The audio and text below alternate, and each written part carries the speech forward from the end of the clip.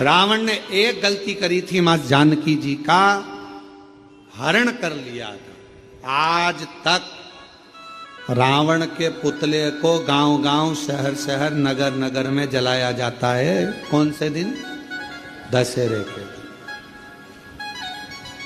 अब उस रावण का पीछा छोड़ो, अब उस रावण का पीछा छोड़ो और जो छोटी छोटी बच्चियों को अपने हवस का शिकार बना रहे हैं उनका पुतला जलाना प्रारंभ करो। छोटी छोटी बच्चियों के साथ गलत कृत्य कर रहे हैं उनका पुतला जलाना प्रारंभ। लोगों को मालूम पड़ना चाहिए कि यह गलत व्यक्ति था जिसका पुतला जलाया गया, पर उल्टी रीति हो गई। आज के जमाने में गौ माता के हत्यारों का पुतला नहीं जलाया जाता। आज के जमाने में बेटियों के साथ गलत कृत्य करने वालों का पुतला नहीं जलाया जाता। आज के जमाने में किसी का मर्डर करने वाले का पुतला नहीं जलाया जाता। आज के जमाने में तो लोग गौ माता की रक्षा करने वालों का, धर्म की रक्षा करने वालों का, सत्संग कराने वालों का, अच्छा बोलने वालों का, धर्म को एकजुट करने वालों का, अपने सनातन को बचाने वालों का लोग पुतला जलाते फिर रहे हैं। यह दुख की बात है। आज दुख कहां है? आज तकलीफ कहां है? सनातन की जो रक्षा कर रहे हैं लोग उनका पुतला जला रहे हैं। इनका पुतला जला दो, इनने ऐसा बोल दिया, उनने वैसा बोल दिया। और कितने सनातन की क्या करा? शंकर जी के मंदिर में एक लोटा जल चढ़वा रहे हैं तो लोगों को ईर्षा जागृत होकर लोग पुतला जला देते, जला। कभी गौ हत्यारों का, कभी बेटियों के साथ गलत कृत्य करने वालों के लिए आवाज नहीं उठी, कभी पुतला नहीं जला। उल्टी रीति है बहुत। जो सनातन को बचाने का प्रयास करेंगे लोग उन्हें काटने का प्रयास करेंगे। यह शिव महापुराण की कथा, शिव शक्ति का प्रतिबिंब कथा। मेरे ओघड़दानी, मेरे शंभु, मेरे शंकर भगवान, मेरे त्रिकालदर्शी, कैलाशी, अविनाशी मां कामाख्या की पीठ पर बैठकर, कामाख्या शक्ति पीठ में बैठकर 9 दिन तक मां जगतजननी जगदम्बा मां सती की आराधना कर रहे हैं, साधना कर रहे हैं, साधना।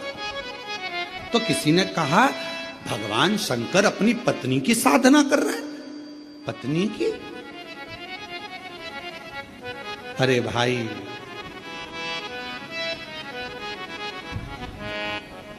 भगवान प्रेरणा दे रहे हैं, शंकर भगवान।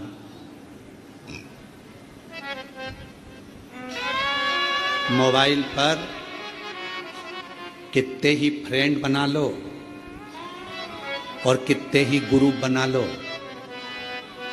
बीमार पड़ोगे ना, हॉस्पिटल में जाओगे, एक बार मोबाइल पे लिख देना कि 25,000 रुपए की जरूरत है, मैं ये वाले हॉस्पिटल में पड़ा हूं, सब ब्लॉक कर देंगे,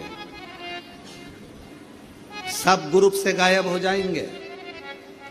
दोस्तों, मेरे इतने सारे फॉलोअर्स, मेरे इतने सारे ग्रुप हैं, मेरे मोबाइल में इतने सारे मेरे दोस्त हैं, इतने सारे मेरे फ्रेंड हैं, इतनी फ्रेंड रिक्वेस्ट पड़ी हुई है, मैं उनको एक्सेप्ट ही नहीं कर रहा हूं। इतने पड़े हुए हैं मेरे पास में, मेरे इतने सारे फ्रेंड हैं।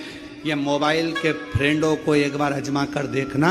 अपनी दुख की घड़ी में जब हॉस्पिटल में पड़े रहोगे, जितने फ्रेंड मोबाइल पर हैं कोई आकर खड़ा नहीं होगा। एक आध दिन आ जाएंगे तो आ जाएंगे। जिनको तुमने समय दिया मोबाइल पर वो तुम्हारे काम नहीं आएंगे। आखिरी में तुम्हारी दुख की घड़ी में सब साथ छोड़ देंगे। तब तुम्हारी धर्म पत्नी तुम्हारे लिए करवा चौथ का व्रत कर रही होगी, आराधना कर रही होगी, बीमारी की घड़ी में हॉस्पिटल में रात भर पड़ी होगी, सो नहीं रही होगी। तुम चिंता मत करो, मैं तुम्हें ठीक करा दूंगी। अभी हमने देखा वो 4 स्टेज का कैंसर वाले भैया यहाँ आए थे, उनकी धर्म पत्नी कह रही थी गुरुजी ठीक हो गए, बाबा ने ठीक कर दिया, बाबा ने ठीक कर दिया। उस बहन से पूछो जिसने रात दिन उसकी सेवा करी होगी। वो कर्मठ बदलता होगा तो वो रात को जाग कर बैठती होगी। वो कांक रहा होगा तो अपनी पत्नी, जगत की धर्म पत्नी, रात को वो कांक रहा है, वो उठकर बैठी हुई है। उससे पूछो। और लोग कहते हैं शंकर भगवान अपनी धर्मपत्नी सती की आराधना कर रहे हैं। हम तो कहते हैं आपको भी अपनी धर्मपत्नी को एक बार तो साधुवाद धन्यवाद देना चाहिए कि तू है तो मैंने इतनी बड़ी बीमारी को जीत लिया। साधना, मोबाइल पर इतने मित्र, केवल तुम्हारे फ्रेंड जितने बढ़ रहे हैं, इतनी रिक्वेस्ट पड़ी है, मैंने किसी को भी अभी एक्सेप्ट नहीं करा, मेरे इतने सारे फॉलोअर्स हैं, कोई नहीं आएगा। दुख की घड़ी में केवल एक आएगा, वो तुम्हारी धर्मपत्नी, तुम्हारा परिवार और देव अधिदेव महादेव। तुमने एक लोटा जल चढ़ाया, वो खड़ा मिलेगा। तकलीफ की घड़ी में वही आएगा। कौन आएगा? एक जाती, पर हिम्मत नहीं आ रही। विश्वास खुद पर रखिए, फुल कॉन्फिडेंस अपने ऊपर रखिए। कैसे नहीं पहुंचेगा?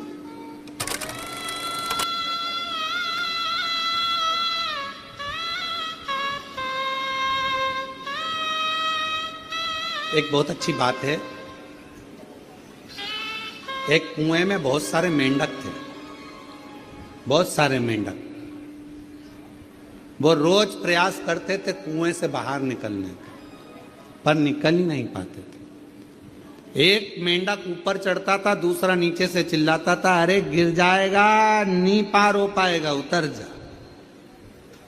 वो नीचे गिर जाता।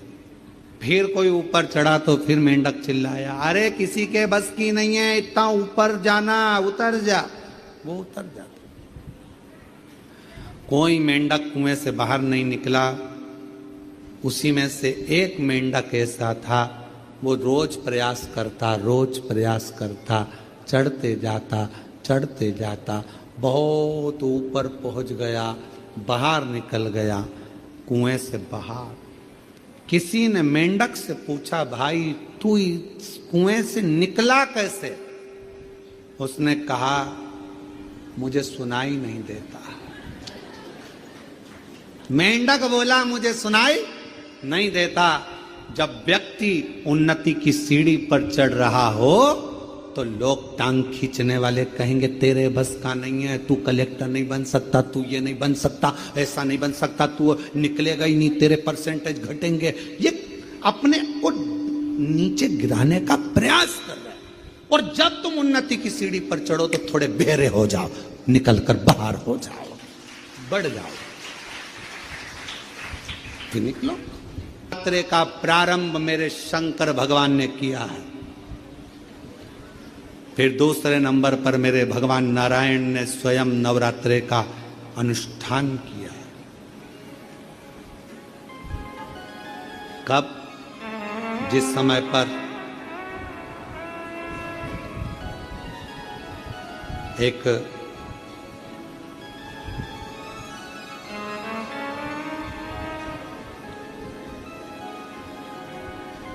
शुंभ निशुंभ ने बहुत उपद्रव मचाया। एक असुर प्रकट करा शुंभ ने, द्रुमलोचन। एक असुर प्रकट करा शुंभ ने, द्रुमलोचन। और वो द्रुमलोचन असुर ऐसा असुर की चलता था तो पृथ्वी पर गड्ढे कर देता था, इतना चरण का प्रहार करता था। मां पृथ्वी देवी भी विचार करने लगी कि ऐसे असुर को कैसे झेलूं। पर शुंभ ने भेजा था अपने गणों को कि जाओ, जाकर कहो जगदम्बा से वो हमारी हो जाए, जाकर कहो। उल्टा मां जगत जननी ने उनको मार गिराया और एक को भेजा तो क्रोध में द्रुमलोचन को भेजा, जाओ। पांव रखता। शंकर भगवान ने तो नवरात्रे करे कामाख्या पीठ पर, तब भगवान नारायण के पास में पृथ्वी देवी ने जाकर विनय करा, ना हे श्री हरि, हे श्री, कृपा करो, कृपा करो। मेरे मस्तिष्क का ये जो भार है, इस भार को समाप्त कर, समाप्त कर।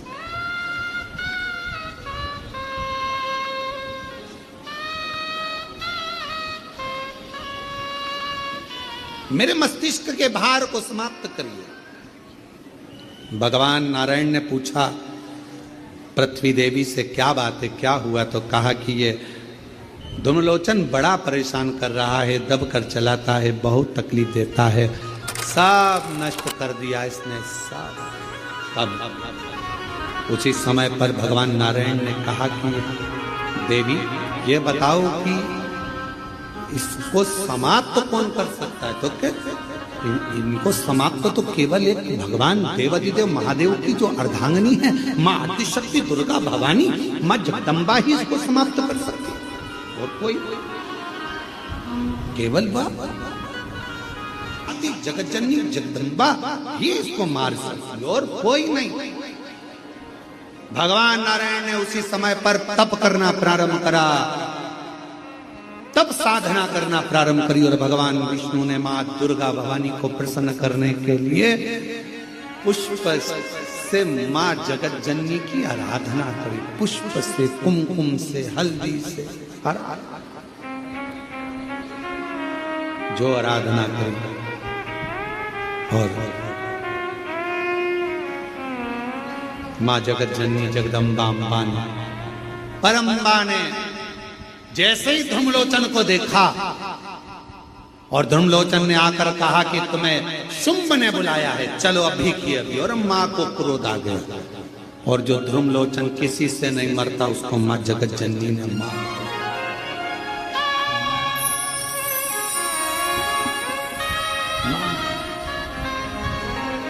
मां जगत जननी जगदम्बा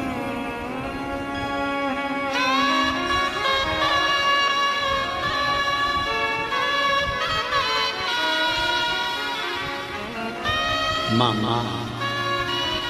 और मां आदिशक्ति मां दुर्गा भवानी जगत जननी जगदम्बा अम्बा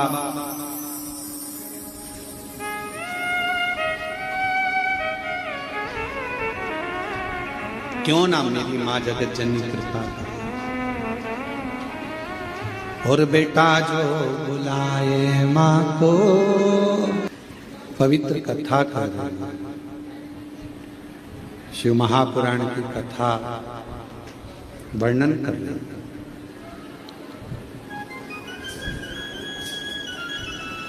धूम्रलोचन को मारने के लिए स्वयं भगवान नारायण ने मां आदिशक्ति की आराधना की।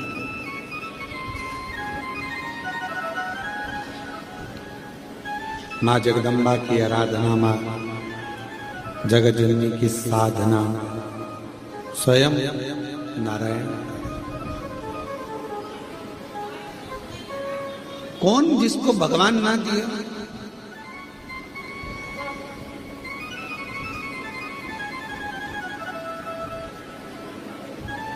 एक कथा आती है देवी भागवत में और शिव महापुराण में।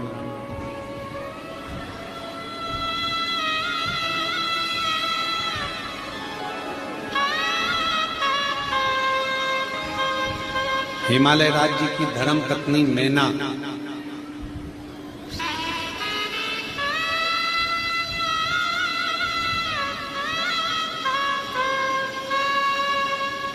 नवरात्रे में 9 दिवस तक मां जगत जननी आद्य शक्ति दुर्गा मां सती की आराधना करती।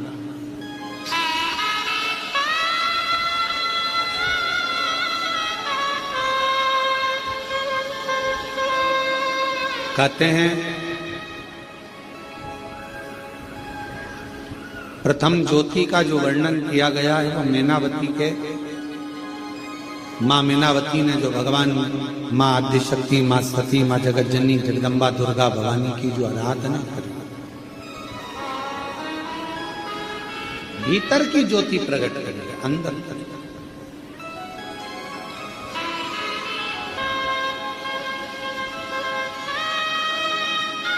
देवी भागवत में तो यहां तक वर्णन है कि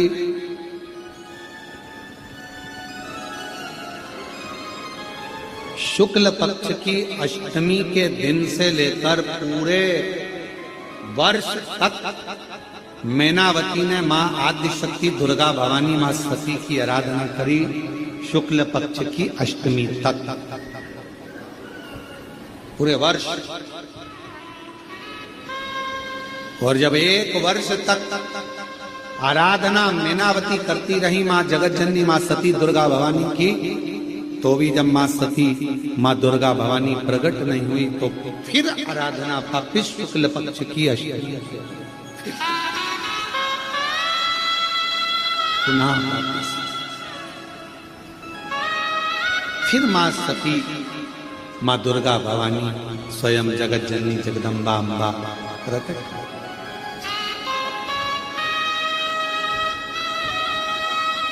उस समय पर भगवान देवादिदेव महादेव की धर्म पत्नी थी मां सती अर्धांगिनी। जिस समय पर मां सती का आवाहन मैनावती ने किया, देवी भागवत में प्रसंग मिलता है कि मां मैनावती हिमालय राज्य की धर्म पत्नी भगवान शंकर के साथ जो मां सती विराजमान है, उन सती की आराधना करती हैं और मां सती प्रकट होती है। सामने प्रकट होकर पूछा, क्या चाहिए आपको?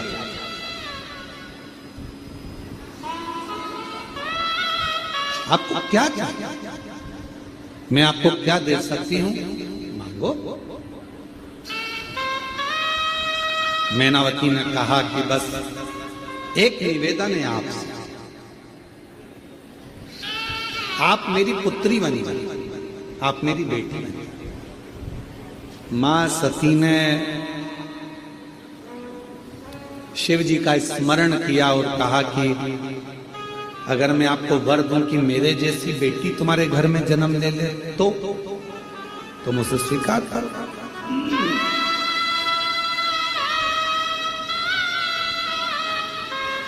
मान लो मेरे जैसी बेटी आपके घर में जन्म ले तो मैं वर दे दूं। कि धर्म पत्नी मैनावती ने कहा, आपके जैसी नहीं, आप ही मेरे घर में जन्म लो, मेरी पुत्री बनो, बस मुझे यही चाहिए, बस, और मुझे कुछ नहीं चाहिए।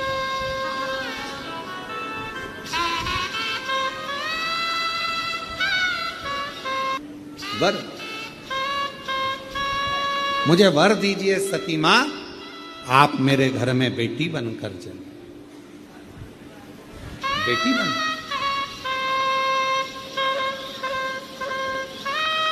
मां